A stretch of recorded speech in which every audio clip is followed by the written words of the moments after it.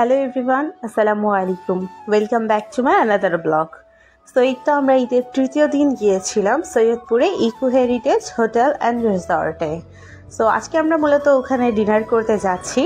তো এই তো আমরা বাসা থেকে বের হয়ে চলে এসেছি আমাদের ইকো হেরিটেজে, এবং এখানে খুব সুন্দর লাইটিং এবং ডেকোরেশন করা ছিল। ফার্স্টেই আমরা এই ট্যাম্পলেটটা দেখলাম ঈদ মোবারকের, যাই হোক খুব বেশি ভালো লেগেছে। আর ভিতরে আসতেই তো দেখি এখানে খুব বেশি ভিড় ছিল। আসলে এখানে বিয়ে হচ্ছিল, এখানে তো কনভেনশন হলও আছে, তো বিয়ের অনুষ্ঠান ছিল, এই কারণে এত বেশি লোকজনও ছিল এখানে। তো লাইটিংটাও খুব বেশি সুন্দর লাগছিল মাশাআল্লাহ। তো আমরা এই তো এখানে ঘোরাঘুরি করছিলাম, খুব বেশি ছবি তুলেছি এবং ভিডিও করেছি এখানে।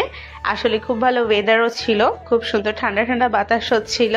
তো এখানে আমরা অনেকক্ষণ বসেছিলাম। আসলে আমরা তো আসছি রেস্টুরেন্টে, তো আব্বুর ওয়েট করছিলাম আমরা। আব্বু যেহেতু দোকানে আছে, আব্বুর আসতে টাইম লাগবে, তো আমরা এখানে বসে আমাদের টাইমগুলো পার করলাম। তো এই তো ফাইনালি আব্বু চলে এসেছে, এখন যাচ্ছি আমরা রেস্টুরেন্টে। আর এই তো রেস্টুরেন্টের ভিতরের ভিউটা মাশাআল্লাহ খুব সুন্দর লাগছিল, লাইটিং খুব বেশি ছিল আজকে। তো এই তো আমরা চলে এসেছি সেকেন্ড ফ্লোরে। অ্যান্ড এসেই তো দেখি এখানে সবগুলো টেবিল মোটামুটি রিজার্ভ ছিল, শুধুমাত্র এই টেবিলটাই ফাঁকা ছিল, তো আমরা এখানেই বসে পড়ি। আর এই তো আমরা মেনু দেখে এখানে খাবার অর্ডার দিয়ে দিয়েছিলাম।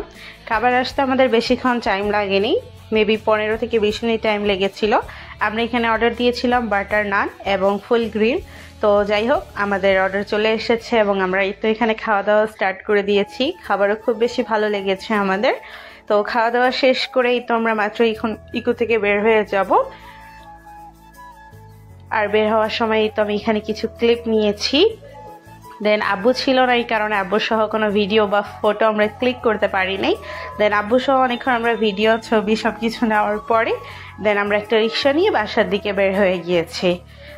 সো আলহামদুলিল্লাহ আজকে ফ্যামিলির সাথে এই সময়টা অনেক ভালো কেটেছে, খুব বেশি মজা করেছি আমরা সবাই।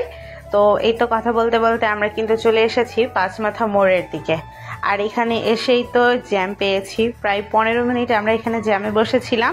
আমরা ইকো থেকে বের হয়েছি 10:30টার দিকে, এবং আমাদের বাসা যেতে যেতে প্রায় 11টা বেজে গিয়েছে, কারণ আমরা 15 মিনিট এখানে জ্যামেই বসেছিলাম।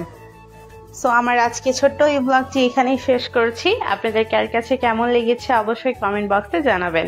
দেখা হয়ে যাবে নেক্সট ভিডিওতে। আল্লাহ হাফেজ।